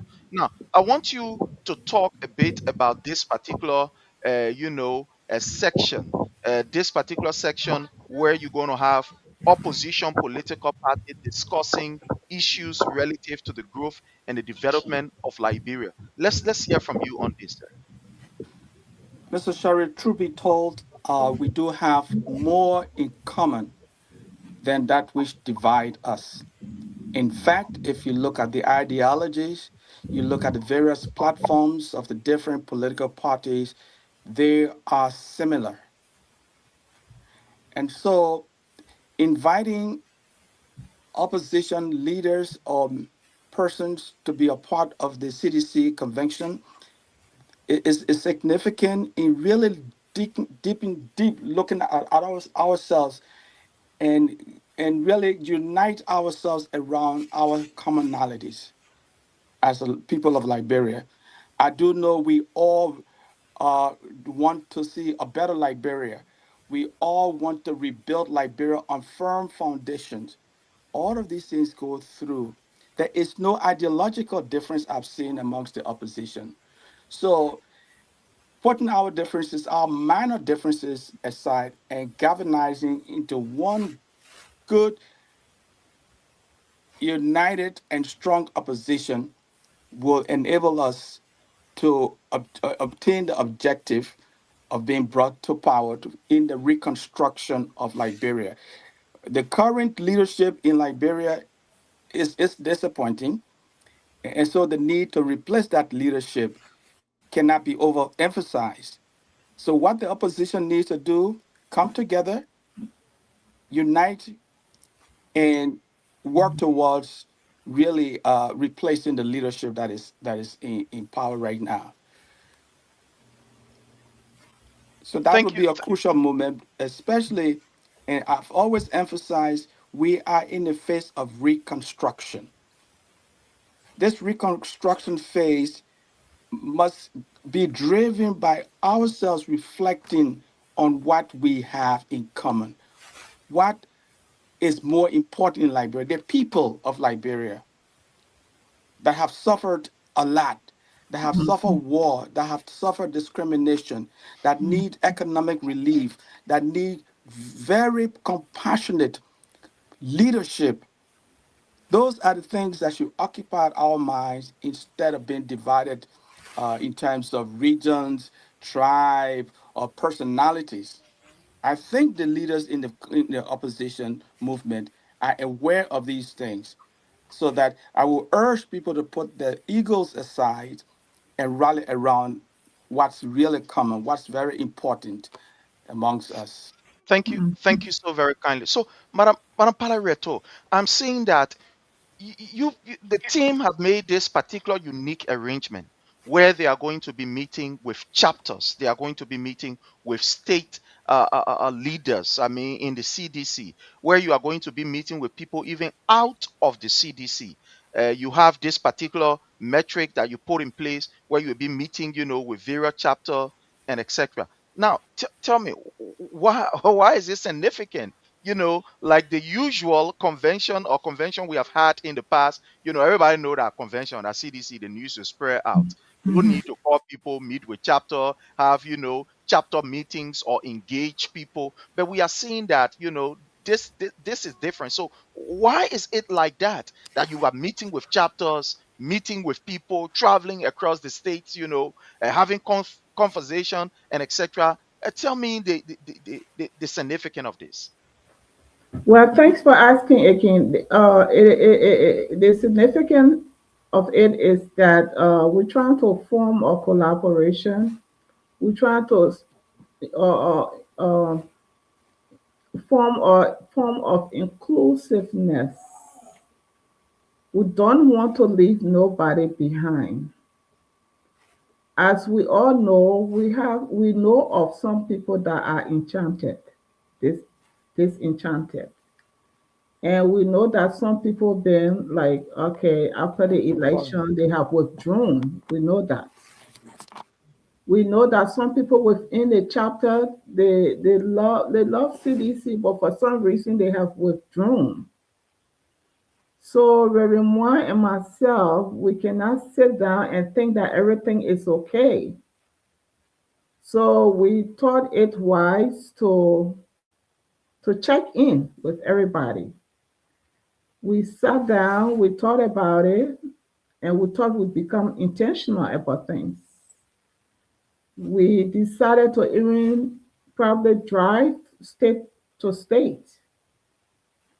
So we decided, well, before we do that, let's try to join their meetings. That's a form of mobilization. If we go into the meetings of all the chapters, we will check in. We will check in with the chapter heads. We'll check in to see how they are doing. What is their status? What is their challenges? What we can help them with. And by attending their meetings, we'll be able to know the challenges. We'll be able to know their successes. We'll be able to know what are their thoughts. And maybe we can help them out. And that's why we keep emphasizing and re-emphasizing, if they have some issues, they should let us know so we can work together with it. We don't want to wait until 1 week to the convention. Then before they say, oh, Peter is not coming because of this reason. Oh, Susan don't want to show up because she's married with this person. Oh, because what happened during the election when when we lost the election. Oh, because of that. We don't want to wait 1 week to the time. So we decided to be proactive and check in with the chapters to actually see what's going on with the chapters. To actually see, in fact, whether they are active or not. And to see whether, if they are not active, to start mobilizing right away. So I think our presence will make a difference. So it's a form of mobilization. It's a form of inclusiveness. It's a form of oneness. Thank you. Thank you so much. So, Reverend Moore, I want you to weigh into this as have set up the entire United States in a metric where you will be meeting with various chapters, you will be meeting with people, from across the aisle. Tell us the significance of this, and also tell us the security that you have put in place for this program. Because from what you are explaining, this is not just an ordinary program. This is a very big program. This is, somebody would say, an unusual, unprecedented, well planned, well developed convention. So tell us about the security that you've put in place as you talked about this metric of meeting, the chapters. Very much. You can tell them about the Canada meeting we just had also. So yes, Mr. Sharif, I was taught in school that he who fails to prepare must prepare to fail. Yeah. And if we stay down, you're prepared, and you expect to be successful in the end, you have failure. So knowing that as a philosopher in the work I do, I always put in time to prepare so that I won't fail. And like what my colleague have said, we don't want to sit at the convention waiting for a chapter to come. Then we see chapter, oh, but wow, I thought this chapter was existing. We don't want to operate on our thought. So we are being proactive. Getting the chapter, it's like we're starting with them, walking them from where they are to come to the convention. So we use this period, which is almost 2 months to the convention, to look at the various chapter, to have a self-examination of the chapters and see where they are. Look at this. We usually what you call a SWOT analysis, the strength, weaknesses, opportunity, and tension, and how we can set up a formidable chapter that will come to the convention, not a chapter that we expect to come to the convention, waiting for them. When they come, they say, oh, we're in there. And we'll be having successful meetings all along. We have met with the Arizona chapter. They are energized. They have paid their convention fee. Imagine Arizona way over there in the West. They are being mobilized. They are coming in full. We have meeting with the Canadian. They are coming in full. We have meeting with the Georgians. And we're having follow-up meeting with them again. Last time we're in meeting with the Ohioans from Ohio. And this coming Friday and Saturday, we'll be having meetings. Saturday and Sunday, we'll be having meeting with other states chapter. So it's like we are mobilizing them, knowing where their weaknesses are, so we can help them prop the weaknesses and ensure that they at least 10 delegates from the state can be at the convention. They at least 10 delegates from the state can be at the convention. Because we don't want a stranger to sit in our place or so be there. So we're making sure that all of our chapters, we have set about 18 different meetings with all of our chapters to know them, to work with them now until the convention time. There are other proposed chapters that are coming into existence. We are working with them to see how better they can meet the requirement of the constitutional requirement of a chapter, so there will be a full-fledged chapter before the convention time. Yes, so these are things that are working. The next question was security. So we got a security and protocol, a committee headed by Mogunje Chair. And because of the presence of the former president, the presence of the governor of the state of the Commonwealth state of Pennsylvania, because of the congressman, we are working along with the police department of those areas, to ensure that the police presence can be there to protect not just our VIPs, but everyone who will be part of the convention.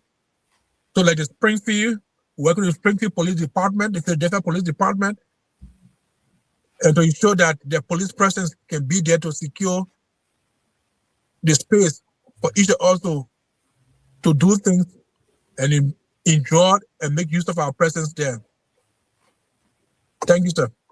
Thank you so very kindly. So with this very, very well organized, I've been explained by the both of you, very elaborate, and expecting people from across the globe financially. Where are you people getting all of the funds from? I mean, to do this preparation is not easy.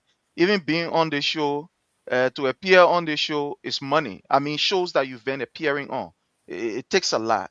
And all of these arrangements, the places that you are calling, these are not just common area, that Babiata, America Babiata area where you can get, Babia and Jericho. These are, yeah, these are, well, I mean, these are just, these are VVIP areas. So where are you getting the funding from to ensure that all of these things are put in place. And like we heard from you from the beginning, you've already booked areas, for the program and etc. etc. I know not small money here we're talking about. So where are you getting this money from?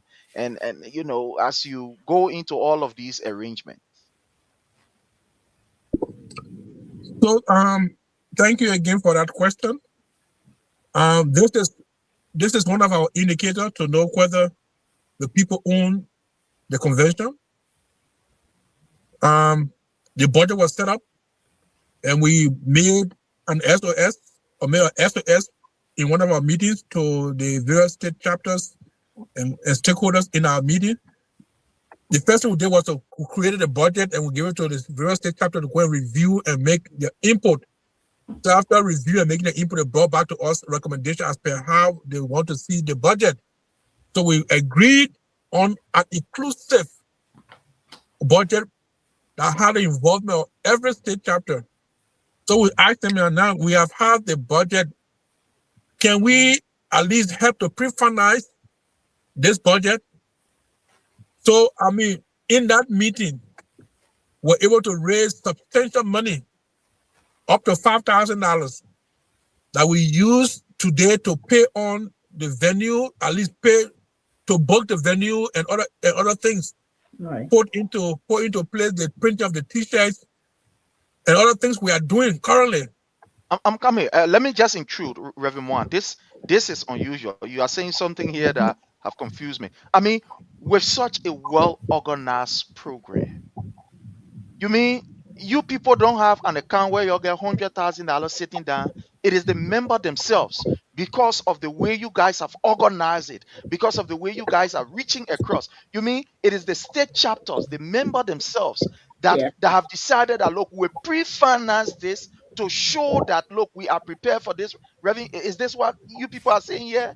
You won't believe it. You won't believe it. Even someone in the meeting said, I will pay down on the venue for the meet and greet.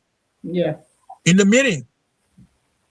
People are giving the hundreds, the $200, the $500, the $25, the $1,000 in that meeting, because they want to ensure that this convention come to pass, be successful.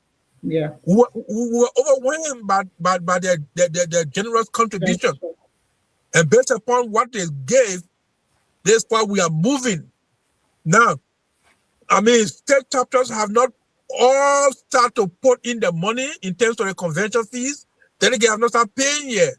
But they were able to put into the pre-financing as offset our payments will make.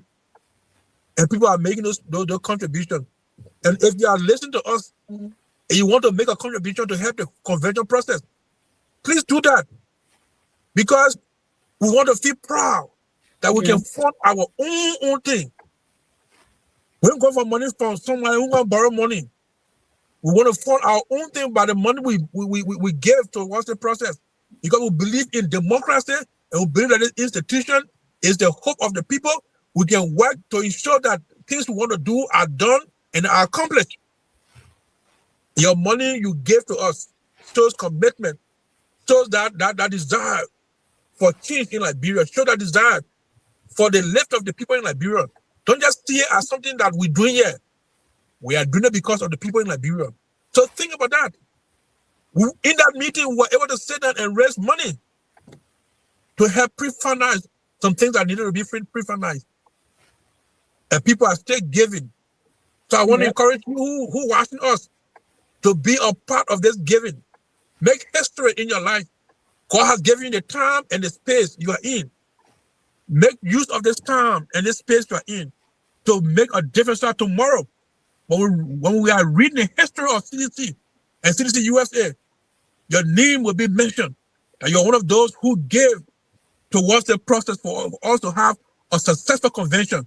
What is Senator Barakim? You are proud that when no one came from CDC Liberia for amongst ourselves to host a very beautiful, successful convention. I trust you as an individual, and I trust you even tonight as we are talking to make a cash app donation, to make a Zelle donation to our sisters. Palato, who is the one in charge of receiving funds. Help us in this convention. If you can give us a $10,000 check, we are happy. $5,000, $1,000, whatever you can give, you are counted. So thank you for what you plan to give now. Let's go to Madam To. Madam To, this is unique. I mean, very, very unique.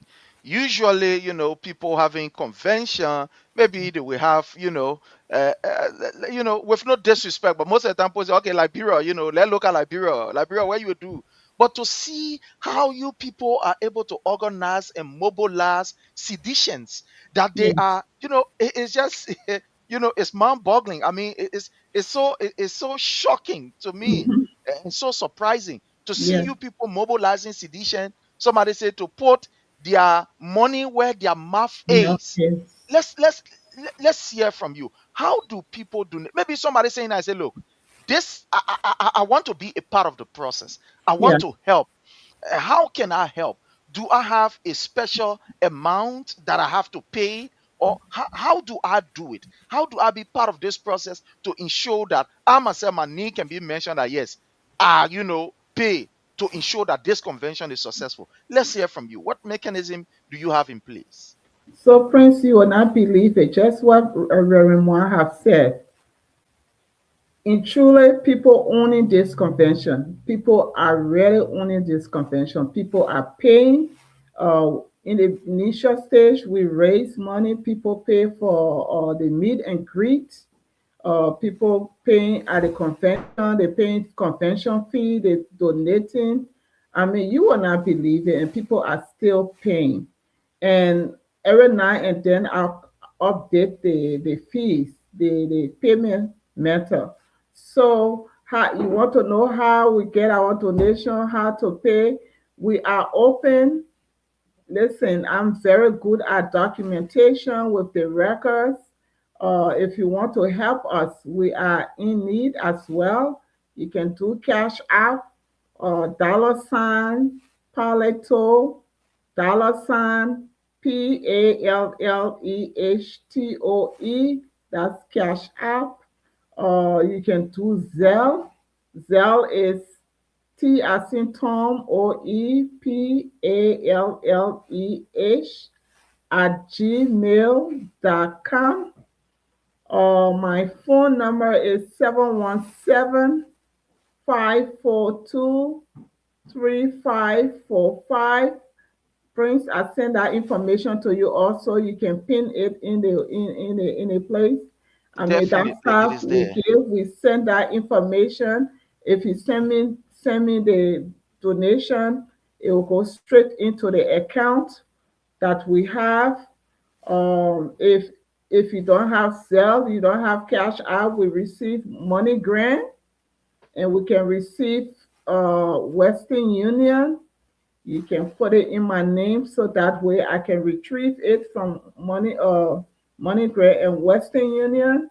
Just put my Parler Red Toe, PALLEHWREH TOE, so I can retrieve it from Western Union and from send from money grant and Western Union. If you are in Liberia and you are listening, you can send us wave and send it by the global chair,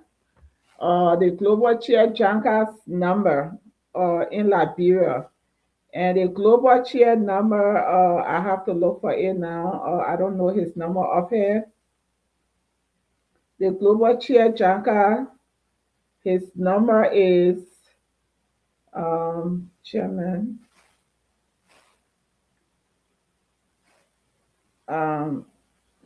Prince, if you have it, help me out with it. I'm looking for it. Yeah, it's Janka. 231 Okay, 231. 653 7952. Okay, so if you in Liberia, you send That's it a send send wave. wave number. Please send it to Global Chair Janka Cole. Prince, please call the chairman number again. The 231. send wave number is 231 Uh-huh. are 88-653-7952. We That got is a the lot send of, wave. yes, thank you, Prince. We have a lot more to do. We have so much payments to pay, things to pay on. Our budget is about $100,000 or less. But if you can help us, any donation, you got $50, donate it. You got $100, donate it. You got $5, donate it. $1, donate it. $100, donate it.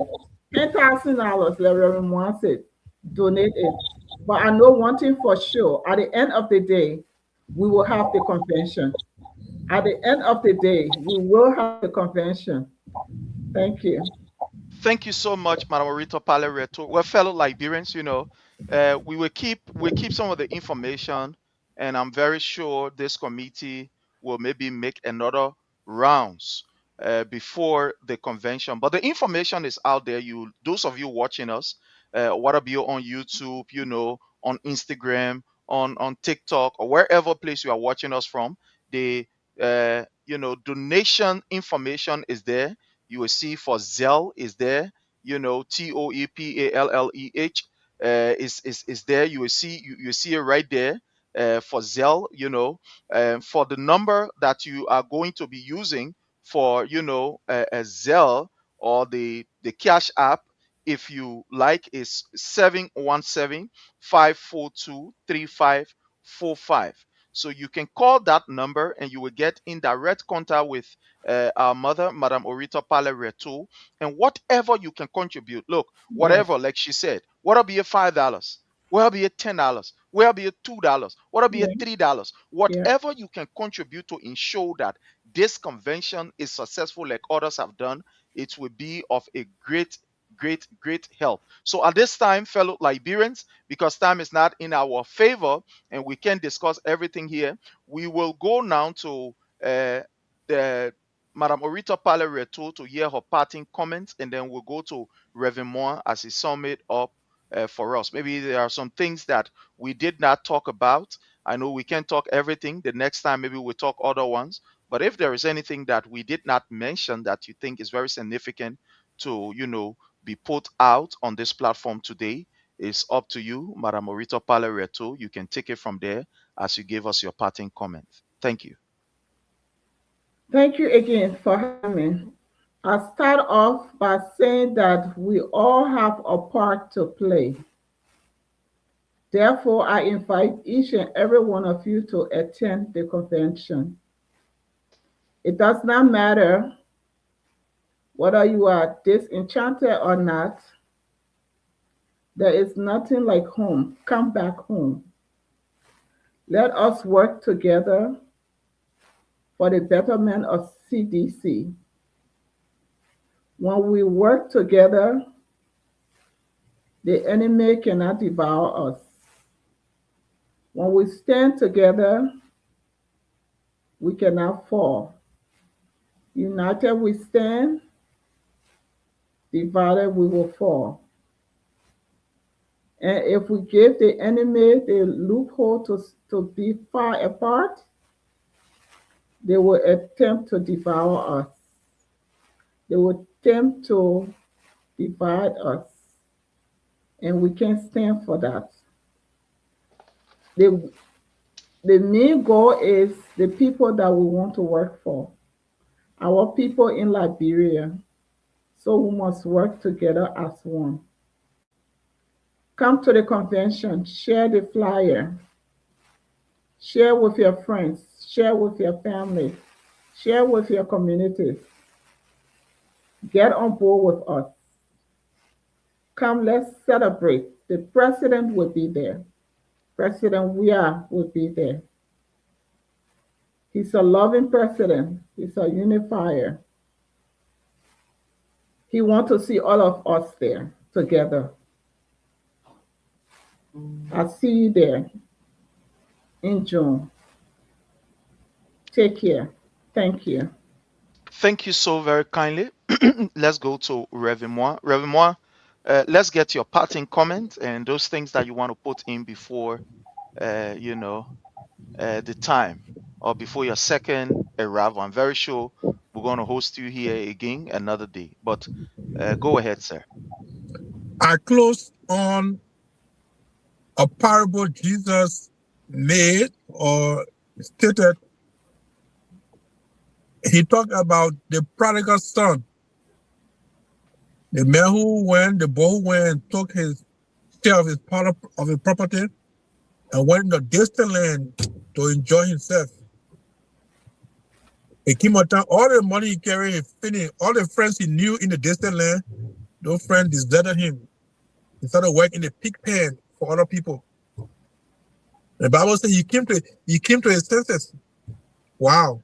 You mean my father got all these things back home? I'm working in a pig pen for somebody else? I must go back to my father and tell him, say, Daddy, I'm sorry for what I did. You even accept me to be your servant. Because the life I'm living over there, even your servant is not living this life. I'll be happy. So he decided to come back. You know, but people miss the real lesson in that story. The lesson was not about coming back. The lesson was not about taking the money, but the lesson was the attitude of the father. The Bible said that man was standing to his door mouth to watch to see whether his son coming back home. Every time he had an expectation, that hope in him that his son will come home. And in the Jewish society, in the villages, in the culture, when the boy disgraces his family and leaves, when he returns to that village, they will receive him at the entry of the village. They will wash him good before he enters. That washing, it would entail a lot of things. They will wash him as a disgrace, whipping, before they allow him to enter that village. So the father was standing to his entrance watching for his son every day. He wanted to ensure that the villager don't take his son to disgrace his son because of what his son did. The Bible said when he saw his son from a distance, he ran. Imagine that man in his garment, a proper garment, a robe, running like a big man running through the village. Just imagine that. He ran to meet his son so that people won't meet it, so that people won't catch his son at the entrance of the gate. He wanted to be the first to embrace his son, not the people. Because his love for his son was deeper. And he embraced his son. I'm speaking this in the parable to all of us seditionists. Nobody is better sedition than the other. Every sedition is value. Yeah. Let's reach out to those who are disenchanted. Let's get them before other people get them into other parties. Yeah. Let's get them before people make mockery of them. Those who have problems in our midst, they are sedition. They have invested resources into this organism, into this institution. Yeah. Let's embrace them. There's no blue sedition, black sedition, red cat sedition, blue cat sedition. We are all seditions. Mm-hmm. Let's be able to embrace others. Let's go the distance to find them. The convention is the space that we can bring all of them. Stop talking ill about your friends. We know it is a political institution, but we are one family. Yes. United we stand, divided we fall. Mm-hmm. Don't allow the ruling party to disintegrate us. It's their plan. They broke our headquarters down. They were happy. They said mission accomplished. Yeah. Don't allow them to break us down. Mm-hmm. So we should be the one to go out to embrace our friends who are sedition before the ruling party get to them. Let's bring them home. The convention will be a homecoming for all of us. Yeah. And I want to allow that voice to sink in your head. The homecoming for all of us in the United States. Homecoming. Be it blue, red, whatever you are, come home. Let's celebrate. Let the world know that indeed we are the grassroots party. Yes, indeed. So thank you for listening to me tonight. God bless you wherever you are. When you make that first step to call somebody, you are a true sedition. Thank you, Prince, for your show. We are glad to be here. We are open next time to come to talk more about the convention. You did us a good service. We pray that God bless your show. Thank you. Thank you, Sis Palatu, for your word. And Thomas, thank you as well. Thank you, Prince. Thank you very much for having us. We appreciate Yeah, you. again, we want to use this time to extend our thanks and appreciation to all of you. We really, really appreciate you for coming on. We want to thank you. And I must say that the level of preparation that you people have put in this particular convention is unique. And I want to thank you and the team. You and the team are doing exceptionally well. I must say this, you are doing exceptionally well. I want to use this platform to call out to every sedition and to people within the opposition bloc. From the way, like Reverend Moore said, the way things are proceeding in Liberia, it is about time that every member within the opposition come together to ensure that we can save our democracy. The government, from all effort, from every level that we can reasonably see and think about, this government is on a mission to destroy the democracy that all of us have worked for. And that's the reason why it's important that this CDC USA convention is not only about the CDC USA, it is about the opposition.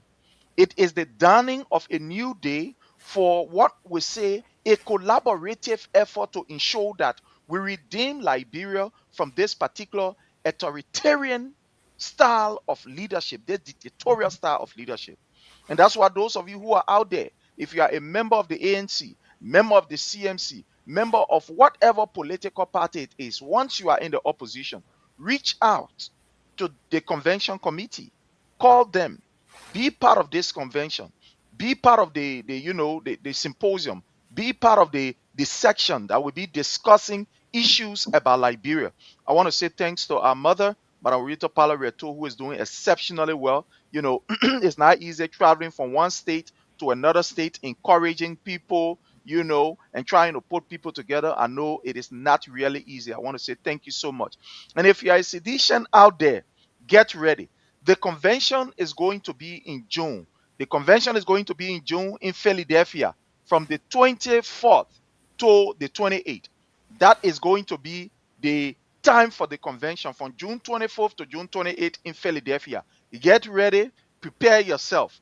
Convention fees is just $100. And there are so many things that you will benefit from the $100. You're talking about you will participate in the football game. You'll go to watch His Excellency President Dr. George Manneh Weah exhibit his skills again, with Proxa, in Philadelphia. You will be part of the ball. It will be a time of jolly. Imagine your $100, you get your cap, you get t-shirt, you get every other thing, and you have the exclusive, one would say the exclusive privilege to interact with other seditions. It's going to be a wonderful, wonderful, wonderful thing.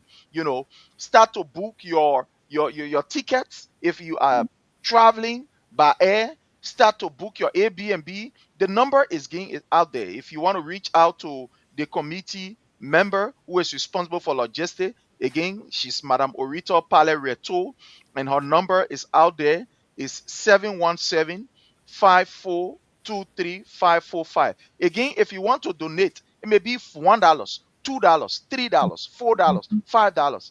Just call this number and tell her that, look, ma'am, I want to donate to this particular process. Again, the number is 717-5423-545. Again, if you want to donate and you want to call someone and say, ma'am, I want to donate to this particular process, I want to be part of this process. Again, call this number, 717-542-3545. Again, 717-542-3545. It's right on the screen. Again, the number is 717-542-3545. Call this number. You will get in contact with Madam Orito Pale Reto, whether be a donation or whether be a question, comment, or concern, and they will be able to give you all that it takes. Again, we want to say thanks to all of you who took the time off to be on here. On this note, fellow Liberians, we want to say thank you so very kindly. Have yourself a God bless day. Until we meet again another time where the committee will be here to discuss. I'm sorry we could not take calls because, time I've got we got to go do our lay 1 2 1 2 2. time. We have already gone into the 1-2-1-2 time. So I'm begging you, the next time we are going to open the line for you to call. But until we meet again, Reverend Moa, we say thank you so much. But Morito Pale Reto, my Thank own you, Prince. mother and my leader, I want to say thank you so much and have yourself a God bless day. Bye from our end. Thank you, Prince. Thank you very much. We want to encourage those who want to remain corrupt and steal money, that I beg the money should be used to bless our people. Thank you and God bless.